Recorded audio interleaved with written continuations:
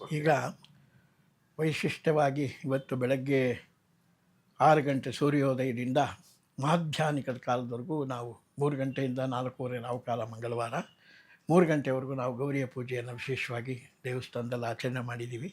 ಸಹಸ್ರಾರು ಭಕ್ತಾದಿಗಳು ದೇವಸ್ಥಾನದಲ್ಲಿ ಬಂದು ಪೂಜೆ. ಈಗ ಈ ತಿಂಗಳಲ್ಲಿ ಒಂದು ವರಮಹಾಲಕ್ಷ್ಮಿ, ಒಂದು ಗೌರಿ ಪೂಜೆ, ಎರಡೂ ಹಬ್ಬಗಳು ಬಂದಿರೋದ್ರಿಂದ ಸ್ವಲ್ಪ ಜನಗಳಿಗೆ ಒಂದು ಬಿಸಿ ಆಗುತ್ತೆ. ಆ ಉದ್ದೇಶದಿಂದ ಕೆಲವರು ಏನು ಮಾಡ್ತಾರೆ, ಮನೆಯಲ್ಲಿ ಆಡಂಬರವಾಗಿ ಮಾಡೋಕ್ಕಾಗದಿದ್ದರೂ ದೇವಸ್ಥಾನದಲ್ಲಿ, ಅದು ಗೌರಿ ದೇವಸ್ಥಾನ, ಪಾರ್ವತಿ ಬಹಳ ವಿಶೇಷವಾಗಿ ಎಲ್ಲ ಶಿವಾಲಯಗಳಲ್ಲಿ ಎಡಭಾಗದಲ್ಲಿ ಅಮ್ಮನವರಿದ್ದರೆ, ನಮ್ಮ ದೇವಸ್ಥಾನದಲ್ಲಿ ಬಲಭಾಗದಲ್ಲಿ ಅಮ್ಮನವರಿದ್ದರೆ ಶಕ್ತಿಗೆ ಪ್ರಧಾನವಾದ ಸ್ಥಳ. ಈ ಸ್ಥಳದಲ್ಲಿ ಬಹಳಷ್ಟು ವರ್ಷಗಳ ಕಾಲ, ನಾನು ಸಣ್ಣ ಹುಡುಗನಿದ್ದಾಗಿಂದ ಕಾಲದಿಂದ ದೇವಸ್ಥಾನದಲ್ಲಿ ಗೌರಿ ಗಣಪತಿ ಪೂಜೆ ಬಹಳ ವಿಶೇಷವಾಗಿ ನಡ್ಕೊಂಡ್ಬರ್ತಾ ಇದೆ. ಅದೇ ರೀತಿ ಇವತ್ತು ಸಹಸ್ರಾರು ಸಂಖ್ಯೆಯಲ್ಲಿ ಬಂದು ಅವೆಲ್ಲ ಪೂಜೆಗಳನ್ನ ಮಾಡ್ಕೊಂಡೋದ್ರು.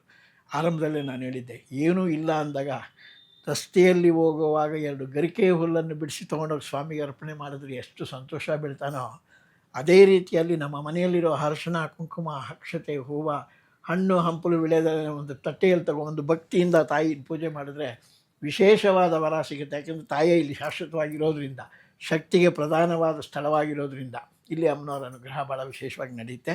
ಅದೇ ರೀತಿ ಇವತ್ತು 3 ಗಂಟೆ ರಾಹುಕಾಲದವರೆಗೂ ವಿಶೇಷವಾಗಿ ಪೂಜೆ ಆಯಿತು. ನಾಳೆ ಚೌತಿ ಇರೋದ್ರಿಂದ ಸೂರ್ಯೋದಯಾದಿ ಸೂರ್ಯಾಸ್ತಮ ತನಕ, ಸೂರ್ಯ ಉದಯನಾದಾಗಿಂದ ಸಾಯಂಕಾಲ ಅಸ್ತಮಾನದವರೆಗೂ ಗಣೇಶನ ಪೂಜೆ ಮಾಡ್ಬೋದು. ಅಸ್ತಮಾನ ನಂತರ ವಿಸರ್ಜನೆ, ಯಾಕೆಂದರೆ ನಾಳೆನೇ ವಿಸರ್ಜನೆ ಮಾಡಿಬಿಡಬೇಕು. ಇಲ್ಲಾಂದರೆ ಭಾನುವಾರದವರೆಗೂ ದೇವ್ರನ್ನ ಇಟ್ಕೊಂಡಿರಬೇಕು.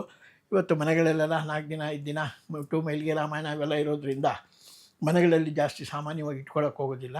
ಸಾಯಂಕಾಲ ಇದೆಲ್ಲ ಆದಮೇಲೆ ತಮ್ಮ ಮನೆಯಲ್ಲೇ ಒಂದು ಅಂಡೆಯಲ್ಲೋ ಬಕೆಟ್ನಲ್ಲೋ ನೀರಿಟ್ಕೊಂಡು ಸ್ವಾಮಿನ ವಿಸರ್ಜನೆ ಮಾಡಿ ಅವ್ರನ್ನ ತೊಗೊಂಡೋಗಿ ಆ ಜಲಾದಿವಾಸದಲ್ಲಿ ಬಿಟ್ಟಾಗ ಆ ಮಣ್ಣು ನಮ್ಮ ಮುಂದೆನೇ ಕರಗುತ್ತೆ. ಅಂದರೆ ನಮ್ಮ ಕಷ್ಟಗಳೆಲ್ಲ ಎಷ್ಟಿದೆಯೋ ಅಷ್ಟು ಆ ಮಣ್ಣಿನ ರೀತಿಯಲ್ಲಿ ಕರಗೋಗುತ್ತೆ.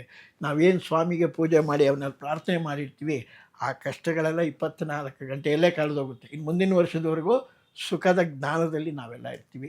ಅವನ ಅನುಗ್ರಹ ನಮಗೆ ಪೂರ್ಣವಾಗಿ ಸಿಗುತ್ತೆ. ಸಾಯಂಕಾಲದವರೆಗೂ ಆ ಗಣೇಶನ ಪೂಜೆಯನ್ನು ಮಾಡಿ ಅಸ್ತಮಾನ ನಂತರ ಸ್ವಾಮಿಗೆ ಚಿಕ್ಕದಾಗಿ ನೈವೇದ್ಯ ಹಾಲು ಮಾಡಿ ಅದನ್ನು ಮಂಗಳಾರತಿ ಮಾಡಿ ಅವ್ರನ್ನ ವಿಸರ್ಜನೆ ಮಾಡಿ ಮನೆಯಲ್ಲೇ ಅದನ್ನು ಸ್ವಾಮಿಯನ್ನಿಟ್ಟು ಅದರ ಮೇಲೊಂದು ಮುಚ್ಚಿಟ್ಬಿಟ್ರೆ ಮಾರನೇ ದಿನ ಬೆಳಗ್ಗೆ ಎಲ್ಲ ಜಲಮಯವಾಗಿರ್ತಾರೆ. ಆ ಜಲಮಯವಾದ ನೀರನ್ನು ನಮ್ಮ ತೋಟದಲ್ಲಿ ಬೆಳೆದಿರುವಂಥ ಹೂವಿನ ಗಿಡಗಳಿಗಿಟ್ಟರೆ ಪುಷ್ಕಳವಾಗಿ ಹೂವು ಬೆಳೆಯುತ್ತೆ. ಸ್ವಾಮಿ ಹೇಗೆ ಕರಗಿರ್ತಾರೋ ಅದೇ ರೀತಿ ನಮ್ಮ ಮನಸ್ಸಿನಲ್ಲಿರುವಂಥ ಎಲ್ಲ ಕಷ್ಟಗಳನ್ನು ಕರಗಿಸಿ ಪೂರ್ಣವಾದ ಅನುಗ್ರಹವನ್ನು ಕೊಡ್ತಾರೆ. ಇದು ನಾಳೆ ಪೂಜೆಯ ವೈಶಿಷ್ಟ್ಯತೆ.